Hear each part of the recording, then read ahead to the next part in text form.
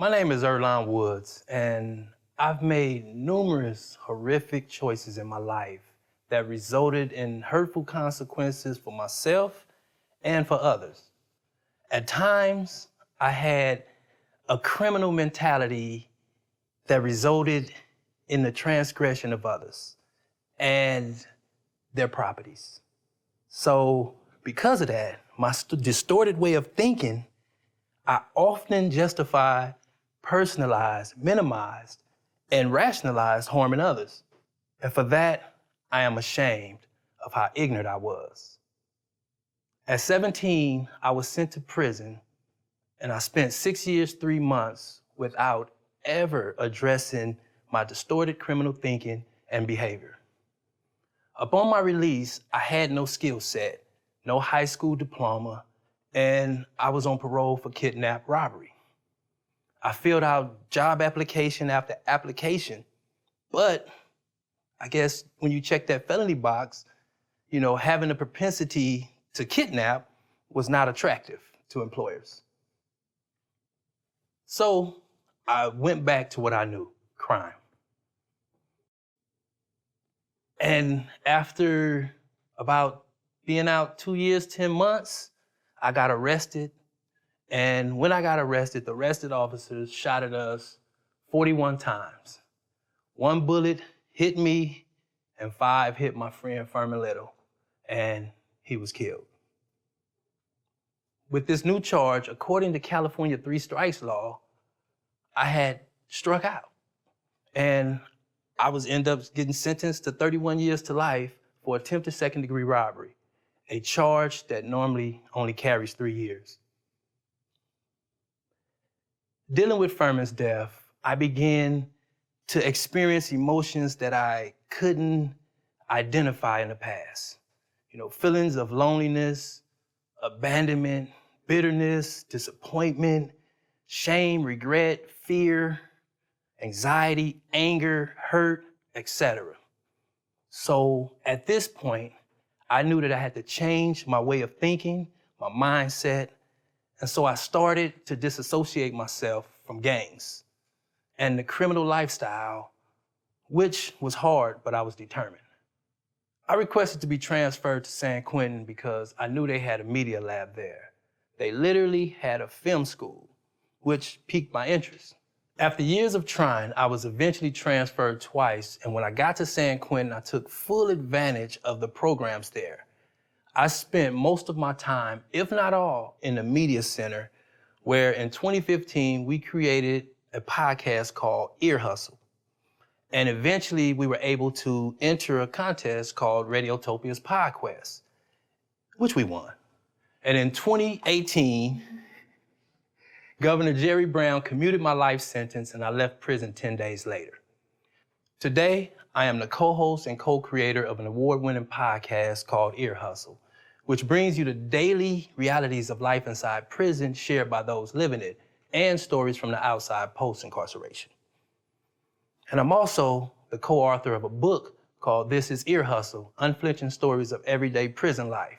And in chapter 9 of that book, I talk about my passion for repealing California 3 strikes law.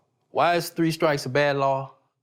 From slavery to voting rights, to the 13th Amendment allowing slavery to exist for people convicted of a crime has clearly established that our country has no problem using laws to oppress people of color. And the 3 strikes law is no exception.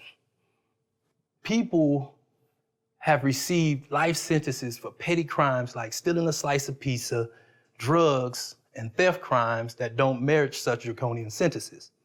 A recent report issued by Governor Newsom's Committee on Revision of Penal Code stated that this law should be repealed.